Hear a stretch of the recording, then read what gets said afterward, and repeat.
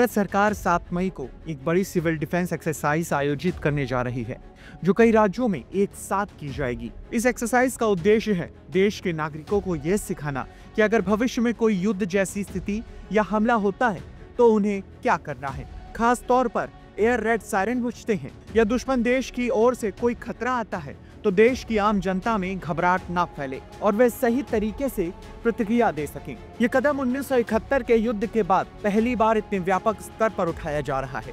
उस युद्ध के दौरान जब पाकिस्तानी फाइटर जेट्स भारत की हवाई सीमा में घुसते थे तो कई शहरों में ब्लैकआउट कर दिए जाते थे ताकि दुश्मन ये ना समझ सके कि कहां पर लोग रह रहे हैं या कौन से क्षेत्र अधिक संवेदनशील हैं। उस समय ताजमहल को भी हरे रंग की चादर से ढक दिया गया था ताकि दुश्मन उसे बमबारी का निशाना ना बना सके। सिविलियनों को उस वक्त साफ निर्देश दिए गए थे कि सायरन बजने पर कोई भी आतिशबाजी या रोशनी नहीं करेगा ताकि दुश्मन को किसी तरह की जानकारी ना मिल सके।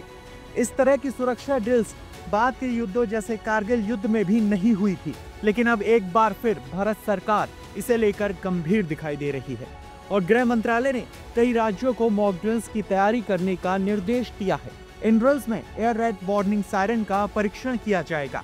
ये वही प्रणाली है जो हमने रूस यूक्रेन युद्ध में भी देखी थी, जहां सायरन बजते ही सड़कें खाली हो जाती थीं और लोग सुरक्षित स्थानों की ओर चले जाते हैं।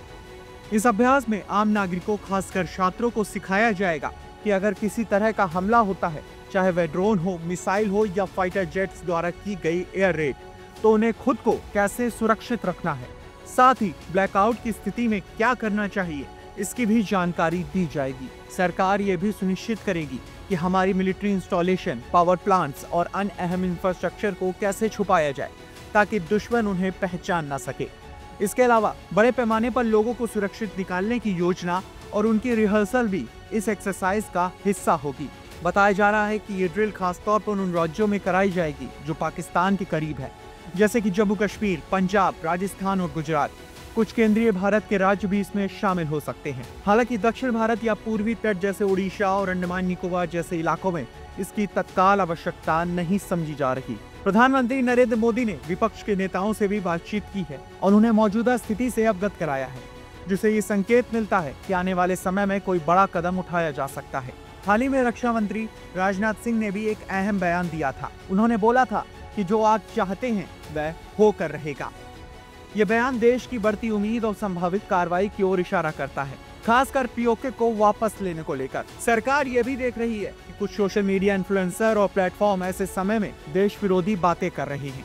इनके खिलाफ जल्द कार्रवाई की जा सकती है। आईबी मिनिस्ट्री, सूचना एवं प्रसारण मंत्रालय और आईटी मंत्रालय इन पर नजर रख रहे हैं ताकि सोशल मीडिया के जरिए कोई भ्रम या अराजकता न फैले। यह समय देश के लिए एकजुट होकर खड़े रहने का है। सरकार के दिशा निर्देशों को गंभीरता से लेना और उन्हें फॉलो करना हर नागरिक की जिम्मेदारी है।